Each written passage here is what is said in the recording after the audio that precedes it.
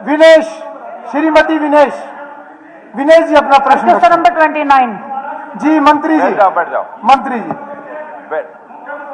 अरे जी मंत्री जी।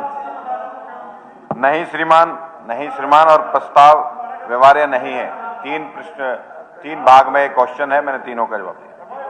विनेश जी। Speaker sir, एक तो सबसे पहले मैं माननीय मंत्री जी से पूछना चाहूंगी कि प्रस्ताव व्यवहार्य क्यों नहीं है। मैंने अपने विधानसभा में रामराय गांव है, वहां पे स्विमिंग पूल की मांग की है, पहले भी मैंने इस मांग को उठाया है।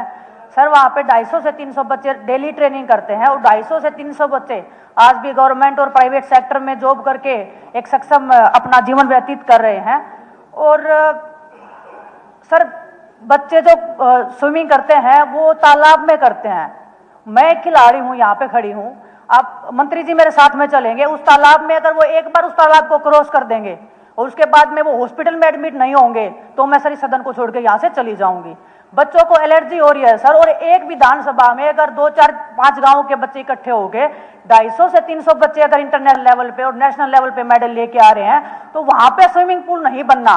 मुझे लगता है कि दूसरा हार्दिक राठी बनने का वेट करिए सरकार, उसके बाद में अपना पल्ला झाड़ के बोल देंगे कि ये हमारे अंडर में नहीं आता, ये पंचायत के अंडर में आता है। तो मैं मंत्री जी से बोलना चाहूंगी कि मैं खिलाड़ी होने के नाते यहाँ पे खड़ी हूँ, आपको मेरा भी सम्मान रखना चाहिए, आपको बाकी खिलाड़ियों का भी सम्मान रखना चाहिए। और मैं पिक्चर दिखा सकती हूँ सर तालाब की। मैंने जैसे ही क्वेश्चन लगाया सर, वहां पे तालाब की सफाई के लिए अधिकारी वहां पे भेज दिए गए, लेकिन तालाब की सफाई के बाद में भी अगर आपको मैं हालात दिखाऊंगी तो आप भी अचंभित हो जाएंगे और पूरा सदन उस चीज के ऊपर शायद और ध्यान लगा के उस चीज को हमारी को सुनेगा और इस मैटर को बहुत सीरियसली लेगा सर। माननीय अध्यक्ष जी, आपके माध्यम से माननीय सदस्य को बताना चाहता हूं कि सरकार ने अपनी एक पॉलिसी बनाई है, किस प्रकार से कितनी दूरी पे स्टेडियम होने चाहिए, कितनी दूरी पर खेल का इंफ्रास्ट्रक्चर होना चाहिए। मैं माननीय सदस्य को आपके माध्यम से बताना चाहता हूं कि जो उस गांव की ये बात कर रही है, रामरही गांव की, उससे रामराई गांव की, उससे 10-12 किलोमीटर की दूरी पर एकलव्य स्टेडियम में एक ओलंपिक आकार का स्विमिंग पूल पहले से चालू है। और जिस प्रकार की जानकारी और भी मैं माननीय सदस्य को आपके माध्यम से जींद जिले की पूरे की देना चाहता हूं कि उसमें 2 जिला स्तरीय स्टेडियम है, अर्जुन स्टेडियम और एकलव्य स्टेडियम। उपमंडल स्टेडियम 5 हैं, नवदीप खेल स्टेडियम में नरवाना, महाराजा जन्मेजय स्टेडियम, लिजवाना स्टेडियम। अब मैं आपको पूरी जानकारी दे रहा हूं। आप एक बार जवाब तो सुन लो, जवाब सुन ले। अरे सुन तो लो, जानकारी नहीं है। आप अपने एक बार जवाब सुन ले ना, पहले जवाब। मैं पूरे इंफ्रास्ट्रक्चर की जानकारी आपको दे रहा हूं। आपको दोबारा मौका देंगे बोलने का, पहले जवाब तो सुने मंत्री।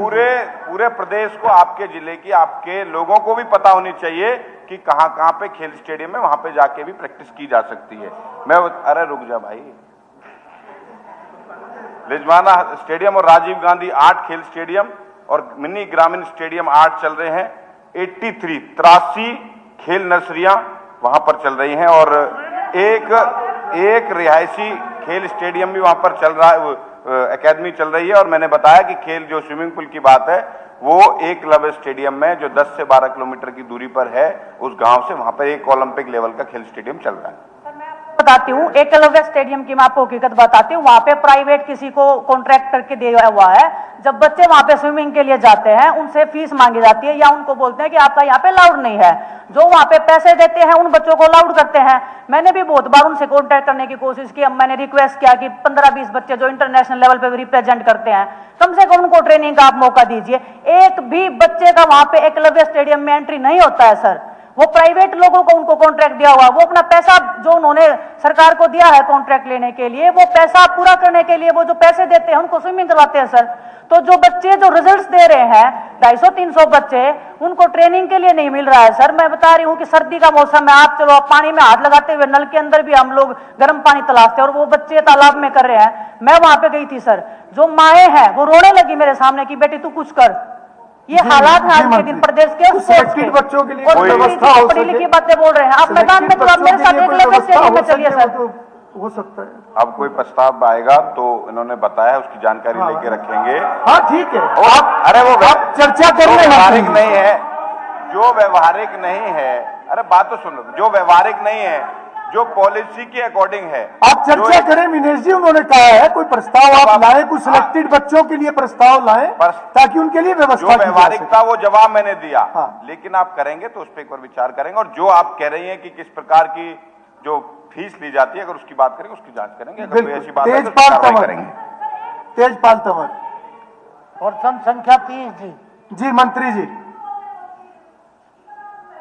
विनेश जी, आपको आगे भी मौका मिलेगा, आपका बड़ा अच्छा जवाब उन्होंने दे दिया। आप कोई सिलेक्टेड बच्चों का कोई प्रपोजल बनाओ ताकि उनकी व्यवस्था हो।